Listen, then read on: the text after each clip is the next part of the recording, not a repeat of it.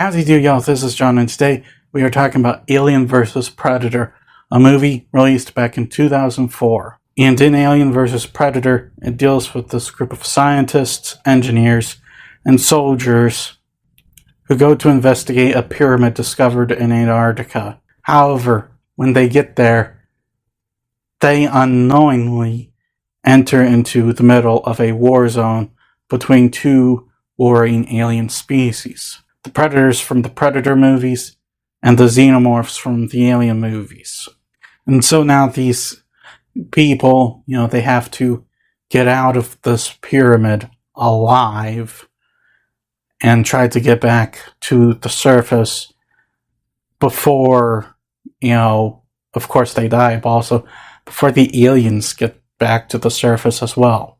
Now I'm going to start off this review by repeating some of the same points I made back during my original review about 4 years ago. Like I said in my Alien Resurrection video, I did, review this movie before.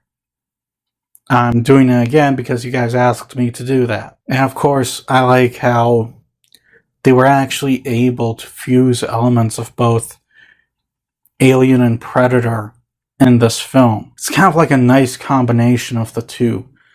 A lot of the set designs in this pyramid, there are details reminiscent of the Predator movies, and there's also details reminiscent of the Alien movies.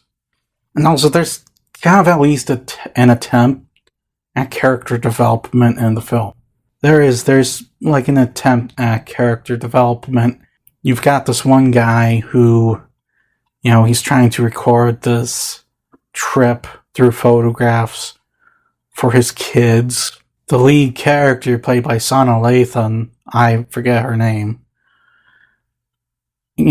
she at least, it feels like, probably earned her position rather than, she's just there because feminism or whatever, I don't know. She's there because she is probably the most or one of the most qualified people to do the job that she does, which is help people when they go out on glaciers, that kind of stuff. Yeah, the movie literally opens with her near perfectly climbing on this ice shelf. Yeah, but as far as does it actually work completely? Not really, but at least there's like an attempt going on.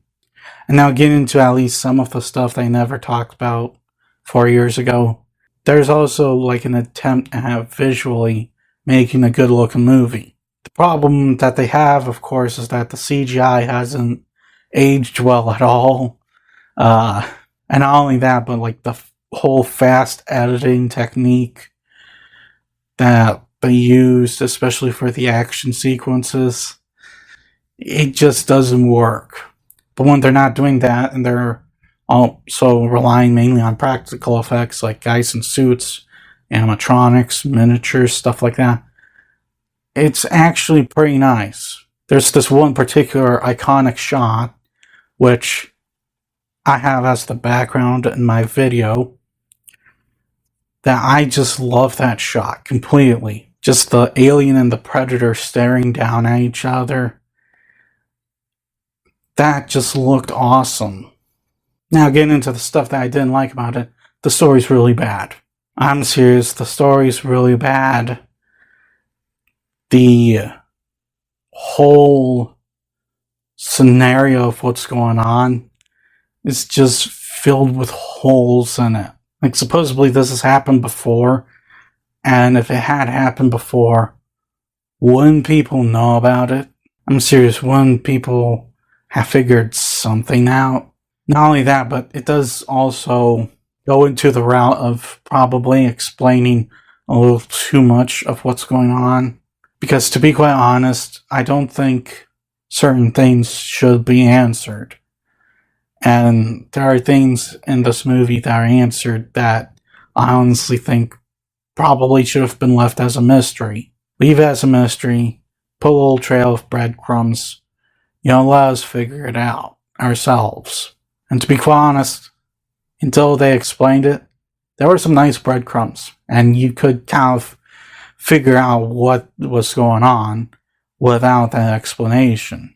Also, while there's more of an attempt to make this movie scary than there was in Alien Resurrection, it's not very scary. Part of Alien Resurrection's problem is that they showed the aliens way too much, and also it kind of thought that being gory was scary. This movie, they don't do that too often. I do wish that the Predator was invisible more often than he was.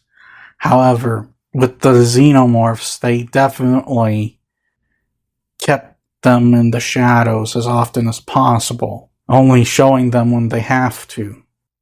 Now, I would say this movie's surprisingly gory for a PG-13, but this movie was made before they neutered the PG-13 rating. So, yeah, it's more on the lines of what to expect from a PG-13 during its time. Not so much now, because the PG-13 rating today is more of the PG rating in the 90s, but yeah. So, yeah, I expect there to be a little more blood and gore than you'd see in a PG-13 today. Man, I miss when that rating meant something.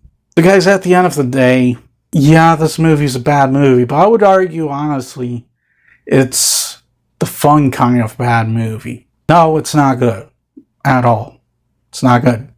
There is, however, at least an attempt being made on this film, which is more than I can say for Alien Resurrection or AVP Requiem, but I'll get to that again next week. The problem that this movie had was that it was bad writing, bad CGI, bad editing, and also just, it's not scary. And honestly, I would only say, hey, go watch this movie if you're a true Alien and Predator fan, because this is probably the best AVP we've gotten in terms of movies. In terms of video games, that's a different story, but it's still, well, bad. I'm going to give Alien vs. Predator a 4. Well, that's all the time I have for today. Please hit the like button if you enjoyed this video. Please also subscribe if you're new to the channel. And as always, please remember, the Bodetsky will return.